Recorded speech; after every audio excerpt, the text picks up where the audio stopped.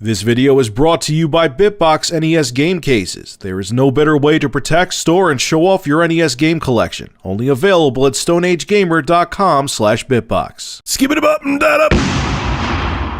So Glenn Beck decided on his show to talk about how there was 4 suicides in the UK, and it just so happened they all played Call of Duty. And of course, he turns this into a shit show, talking about the dangers of video games.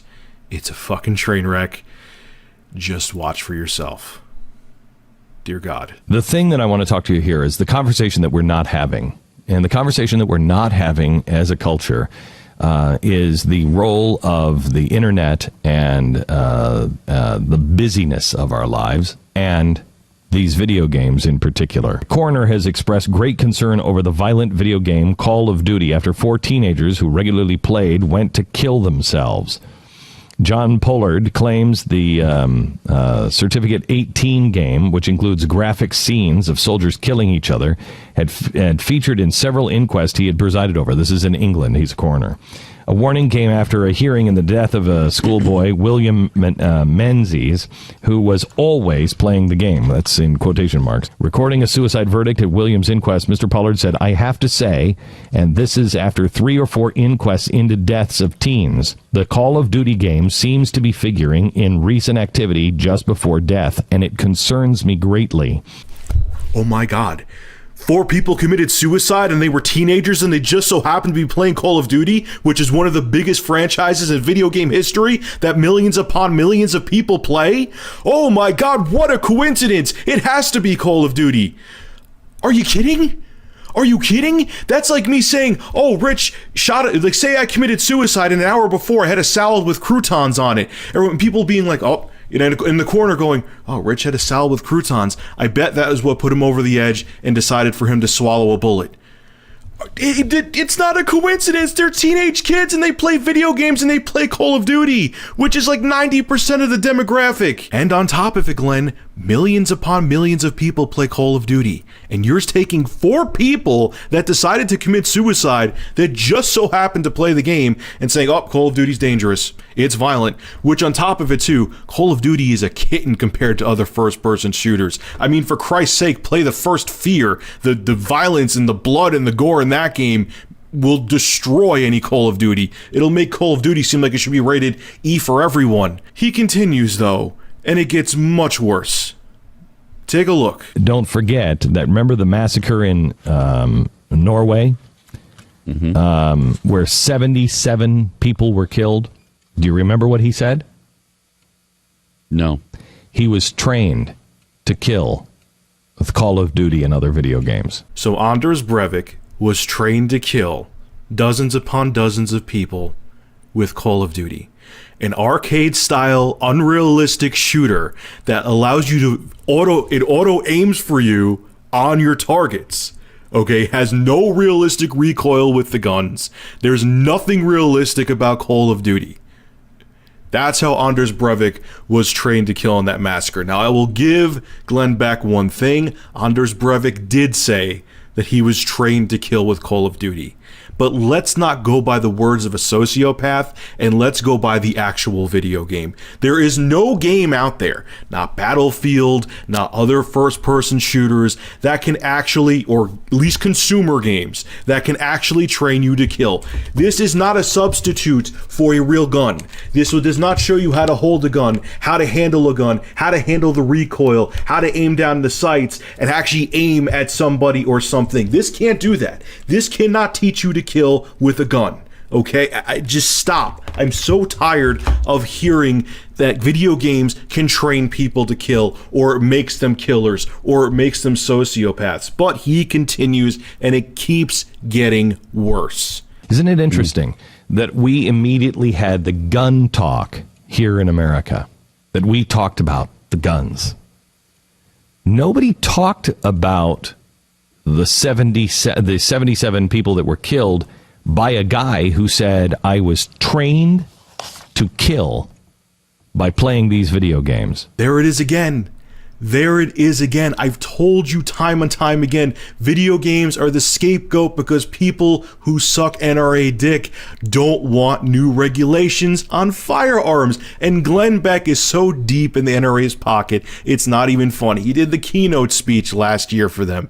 He's another one too, and he knows that people past my generation was the first generation to grow up, okay, with video games. So we understand them. People a generation or two ahead of me, or older than me, I mean to say, they don't understand them. They're not familiar with video games, and he is feeding misinformation to them purposely.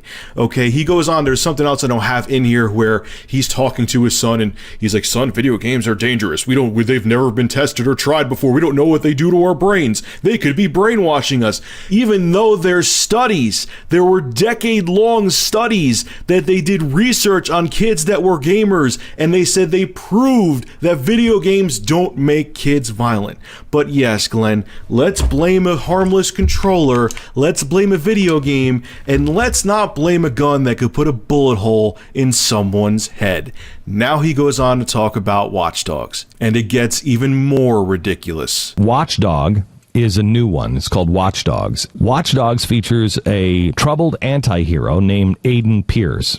Now, an anti-hero. Have we not had enough? Can we have any heroes? Why must everyone be an anti-hero? Why must everyone break the law and do the thing? Why can't we have a Superman? Why can't we have somebody who is doing the right thing, does the hard thing? Instead, everybody is an anti-hero. Glenn, are you serious? There's never true heroes in video games? Lego Marvel superheroes? Spider-Man, there was just the amazing Spider-Man 2 video game that just came out. And what about Batman? The Batman Arkham series, which is one of the most critically acclaimed video game series of all time. But yeah, Glenn, you're right. There's only anti-heroes, which are brainwashing the kids to not trust and go against the government. But watch now what he says about Watch Dogs. This is the icing on the shit cake. It's amazing. Watch Dogs allow the players to hack into cell phones, ATMs, drawbridges, even helicopters. Through cameras and laptops and televisions, players can peer into someone's fictional files and bedrooms to wholly envelop the lives of others. The idea here is they're teaching you to hack and then become the ultimate voyeur in other people's lives, including their bedrooms, by hacking into their phones and everything that we talked about. When I said, hey, how many times you go to bed at night and have a conversation with your wife or other things at night, and you put your iPad or your phone in the docking station right there at the edge of your bed? This game is teaching people to hack in to whatever is docked in your bedroom. What the heck is wrong with us? Glenn, you're going to say with a straight face that Watch Dogs actually teaches you how to hack into a cell phone, how to hack into a computer, how to hack into electronic devices. You're going to say that with a straight face. For everyone who doesn't know, all Watch Dogs does is tells you on your controller, once again, this evil device here, when you see a device, all Watch Dogs does is say, press this button, and it lets you hack into it. That's not how hacking works, Glenn. And I'm pretty sure that you know that, or you don't, and you're just an idiot talking out of your ass and hoping that people think it's fact. You have to know how to code. You have to know how to work a computer. The game is not going to teach you how to hack into the Pentagon and make missiles pop off. It's not going to teach you how to hack into someone's iPhone or Android device that they have on the side of their bed so the next door neighbor's kid can hear his neighbors having sex. There's nothing in there that teaches you about hacking. You're an idiot. But you're not an idiot, though. You're not an idiot. You're doing what your donors who give you money to keep your show going, because when you had memberships on the show, no one was actually paying to watch you, so you had to get donors, and you're doing exactly what your donors want you to do, purposely spouting out misinformation so people believe what you say and think, oh, wow, maybe it isn't guns. Maybe there shouldn't be regulations on guns. It's the video game's fault. And for everyone out there who says I'm anti-gun, I'm not anti-gun. As a matter of fact, I'm thinking of legally purchasing a firearm sometime in the somewhat near future. So I'm not against guns. But when I see shit like this, because he's trying to feed misinformation to ignorant people who don't understand gaming or don't understand technology, it pisses me off. And Glenn, I wish after you left Fox, you just went off into the sunset and remained irrelevant, because you are a bought asshole who purposely spews misinformation to please your donors. You're a salesman. You may as well work for HSN. This is Rich of Review Tech USA, signing out. Have a good one.